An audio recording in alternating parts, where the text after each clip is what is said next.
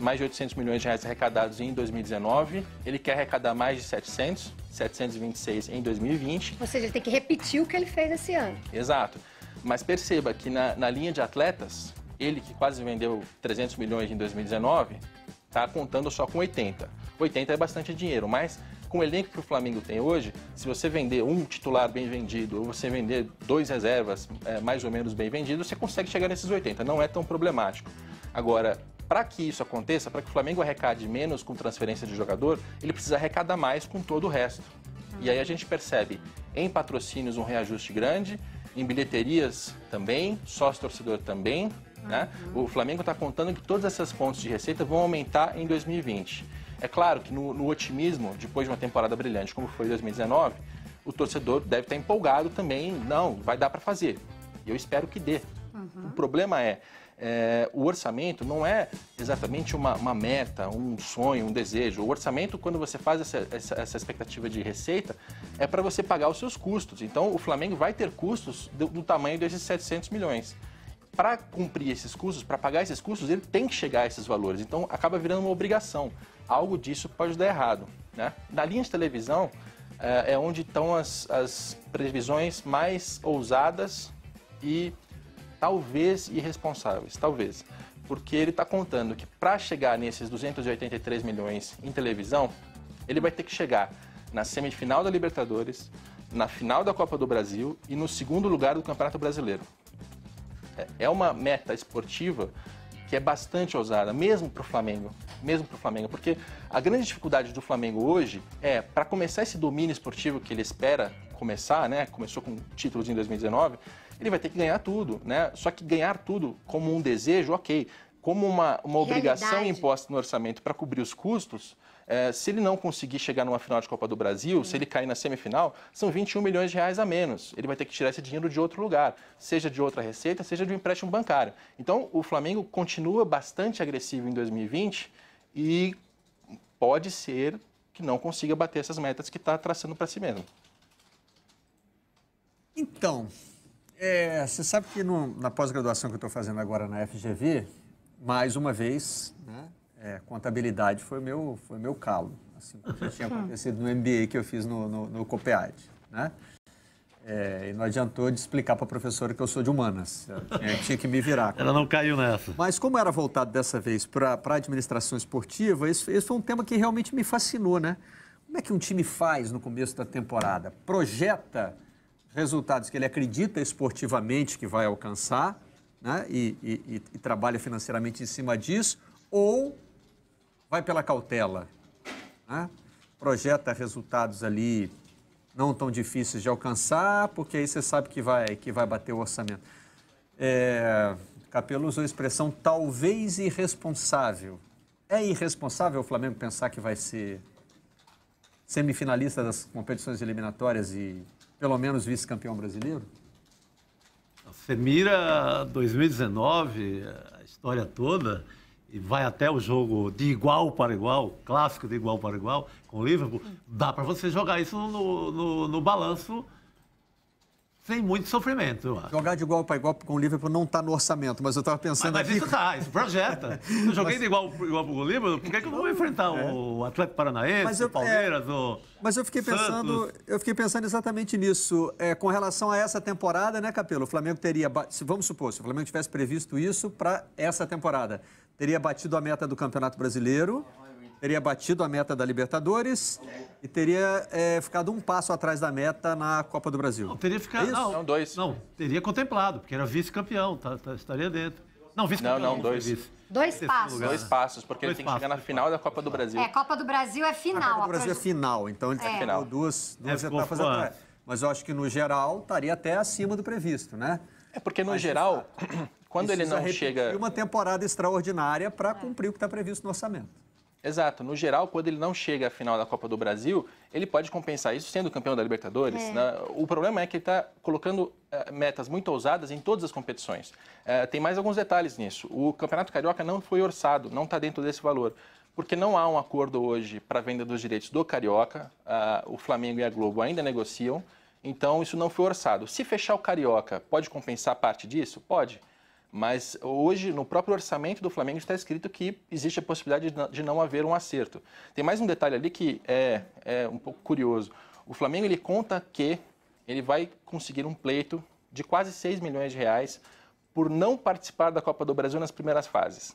A diretoria ela tem a seguinte lógica. Como o Flamengo vai ser usado para vender a Copa do Brasil, para engrandecer, valorizar a Copa do Brasil, e ele só entra nas oitavas de final, aquelas primeiras fases que ele não joga, ele precisa ser remunerado de alguma maneira. Então, ele quer cobrar da CBF e da Globo quase 6 milhões de reais a mais pelas fases que ele não participou. Só por participar Exato. da Copa do Brasil. O que é um pleito que está no orçamento, são 6 milhões que estão dentro desses 283 que a gente mostrou, mas que a gente não sabe se vai ser atendido. Até acho que a perspectiva é de não atender, porque se a CBF paga 6 milhões a mais para o Flamengo, ela vai ter que pagar para todo mundo. Né? Claro. Vai ficar meio esquisito. Então, assim, o Flamengo tem uma série de coisas dentro do orçamento que tudo precisa dar certo para chegar a esse valor. E aí é aquele embate. O torcedor, o dirigente, geralmente olha para o orçamento e acha que no orçamento você tem que colocar a sua lista de desejos, onde você quer chegar. Mas o orçamento, na verdade, você está fazendo a projeção dos seus custos e você está dizendo, para cobrir esses custos, quanto de receita eu tenho que fazer. Se eu, respondendo a pergunta do Barreto para o Chico, de o que fazer no orçamento, ser mais cauteloso ou ser mais agressivo, eu seria mais cauteloso. Colocaria semifinal de Copa do Brasil, quarto lugar do Brasileiro, oitavas da Libertadores, até porque se perde por Emelec, não bate, né? É verdade. Então, eu seria mais cauteloso, e aí se passar e tiver mais dinheiro, legal, aí você faz mais investimento, aí você gasta esse dinheiro depois. Mas eu preferiria ser mais cauteloso no momento. Capello, esse é o primeiro orçamento da nova diretoria, certo? Certo, porque o orçamento anterior... do primeiro ano tinha sido feito pelo anterior. Já mostra uma diferença de método de trabalho para as duas gestões anteriores do Eduardo Bandeira de Mello? Vai ser uma diretoria mais agressiva nesse sentido financeiro? Sem dúvida. A gente já percebeu no ano passado que a diretoria anterior tinha provisionado, separado 100 milhões para gastar em investimento de compra de jogador, e essa diretoria do Rodolfo Landim gastou mais do que isso. Então já tinha ficado um primeiro sinal ali. Olha, tinha um orçamento da diretoria anterior que a diretoria do Landim resolveu ultrapassar e gastar mais. Isso significa que ficaram dívidas para 2020. Você tem jogadores para pagar, compras de jogadores que tem que pagar. Agora chega um segundo orçamento, o primeiro orçamento dessa diretoria, que também tem agressividade. Então a gente percebe que o Flamengo está trocando a austeridade, a calmaria de Eduardo Bandeira de Mello por uma postura mais agressiva do Rodolfo Landim. Até pelo resultado do ano de 2019, Sim. que foi positivo, né? Sim, isso certamente impacta. Agora, o que eu torço é para que o Flamengo não dê passos maiores do que a perna e não coloque a perder essa recuperação financeira que é única na história do nosso futebol. Bom, a gente vai rodar agora, meio que para resumir tudo isso, uma entrevista do Bruno Henrique, depois de um amistoso em Uberlândia. Flamengo hoje é minha casa. Um time do tamanho e grandeza do Flamengo, depois de muitos anos, voltar a conquistar títulos, trazer o torcedor de volta, né? Foi muito bonito o ano que a gente viveu. Então, por mim, eu fazia contrato vitalício ficar para sempre no Flamengo. Eita, por mim eu fazia contrato vitalício, mas não é ele que manda. Falou com firmeza. Melhor do que a projeção de qualquer balanço. Bruno Henrique foi o criador da... Criador não, né? Essa expressão já existia, ele usou numa entrevista até no momento em que ele estava irritado, que foi o empate contra o Vasco. Né?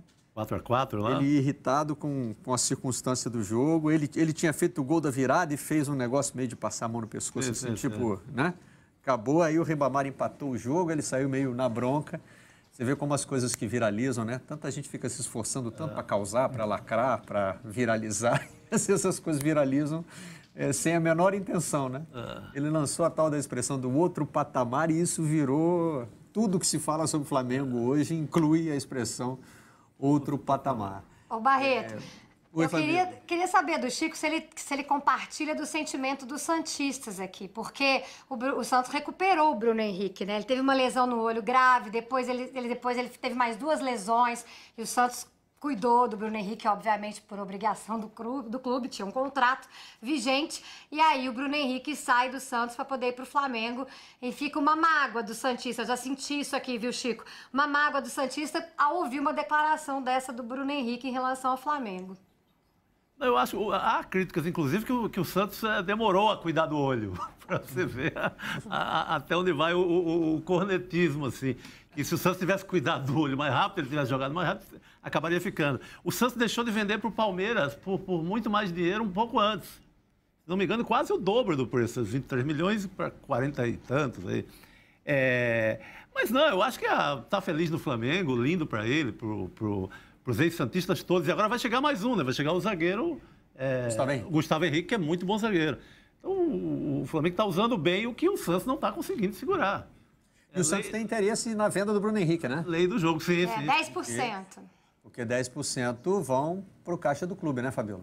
10% ainda, o Santos está de olho aí, viu, Capelo? Pode ajudar o Santos no orçamento aí, você que gosta dos números, 10%, se o Bruno Henrique for negociado, o Santos ainda tem direito, né? Vai torcer para não assinar um contrato vitalício, né? Porque se tiver um contrato vitalício, não ganha nada. Mas eu acho que tem que ficar, pelo ano que fez, pelo amor que ele tem aqui no Rio, na torcida. Pô, se a diferença for pouca de dinheiro, fica no Rio, né? Mas não é a questão de o trabalho do empresário ser movido à negociação? O mercado vive disso. Não é o tal do 15%? As commodities têm que passar pelo vai e vem, como diz lá o Mauro Zafalon na Folha, né? 15% de nada, Chico, Nada. Mas é nada. Deixa 15% de alguma coisa? Deixa no Flamengo, deixa jogar a bola que está jogando. Para a felicidade geral aí da nação. Ou como se diz na minha terra, onde pinga não seca. E aí, já ganhou dinheiro hoje? Então dá uma olhada nos meus resultados dos últimos 30 dias trabalhando pela internet. Em um mês, eu fiz mais de 100 mil reais em vendas enquanto eu estou viajando aqui em Buenos Aires, na Argentina. Quer aprender como que eu faço isso? Então clica no link na descrição desse vídeo que eu vou te ensinar.